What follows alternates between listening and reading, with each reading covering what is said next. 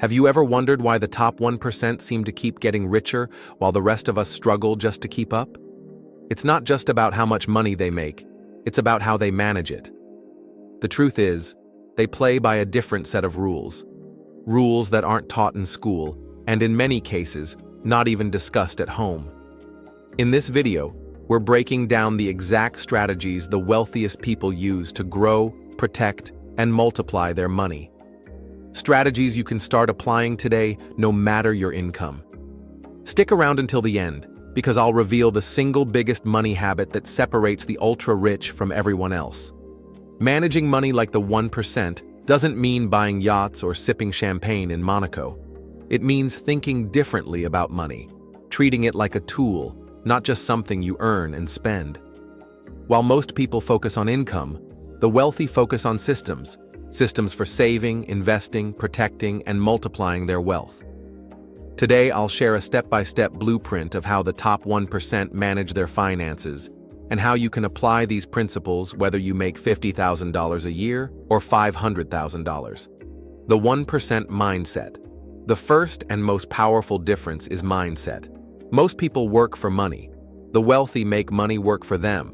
Instead of asking, "How much can I spend this month?" they ask, "How much can I invest this month?" Instead of thinking in terms of hours worked, they think in terms of assets owned. They understand that every dollar is a little employee, and if you send those dollars out to work, they'll come back with more friends.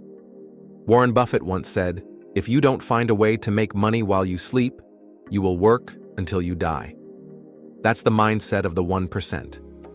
Here's a quick exercise. The next time you're about to buy something, ask yourself, is this purchase going to make me richer, poorer, or keep me the same? Most people never think like this.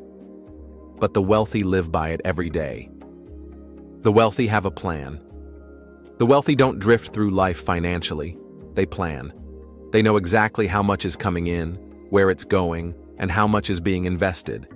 Most follow some version of this formula: 50% to needs, living expenses, housing, bills, 30% to investments, stocks, real estate, businesses, 20% to savings and fun, emergency funds, lifestyle upgrades, vacations. Of course, those percentages change with income, but the principle remains. They give every dollar a job. If you don't have a plan for your money, someone else does, whether that's advertisers, credit card companies, or loan providers. Think of Jeff Bezos or Elon Musk. No matter how much money comes in, they operate from a plan. It's not guesswork.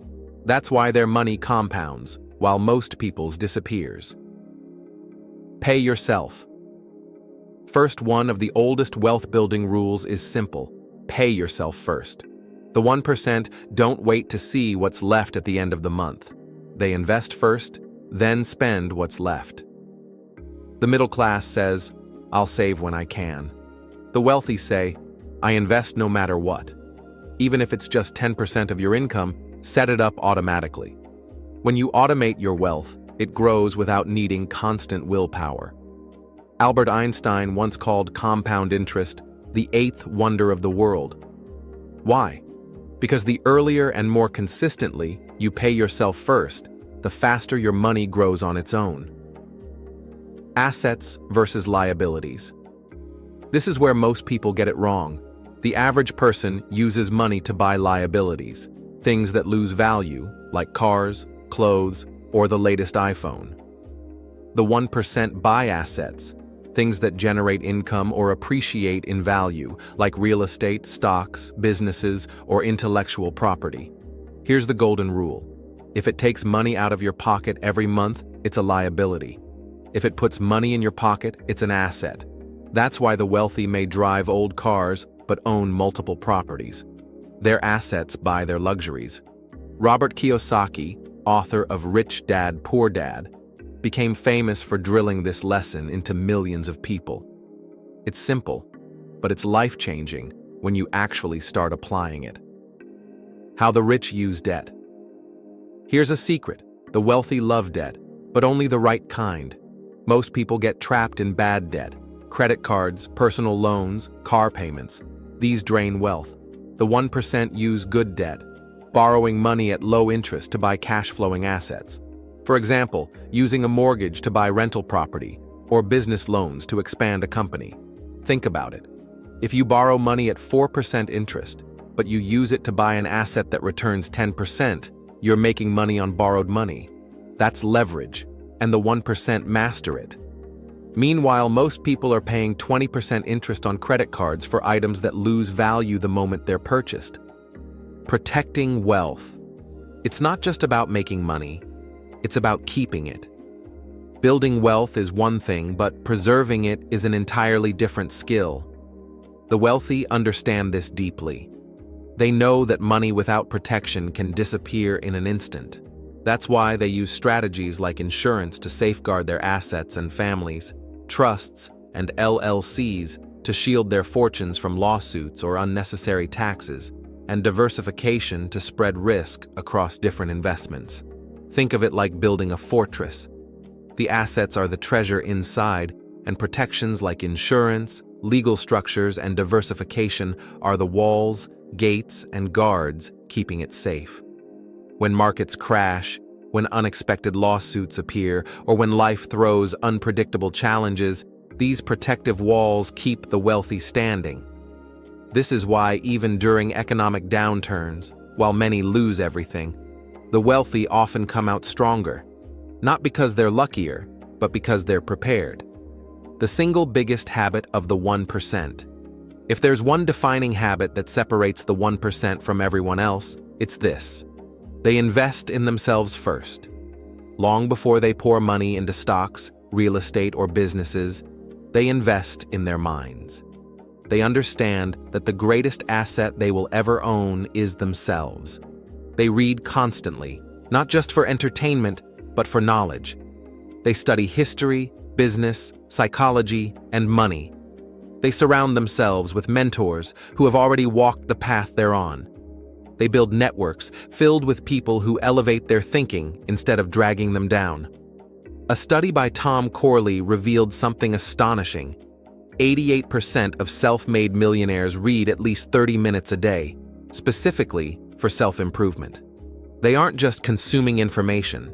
They're sharpening their minds like swords, making themselves more capable of spotting opportunities and solving problems. Because wealth isn't just stored in bank accounts, it's built in the mind. The more valuable you become as a person, the more wealth naturally flows to you.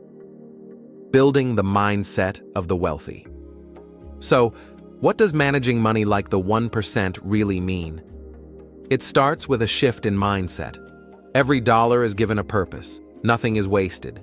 They pay themselves first, setting aside savings and investments before spending on luxuries. They buy assets, things that grow in value or put money in their pockets, instead of liabilities that drain them.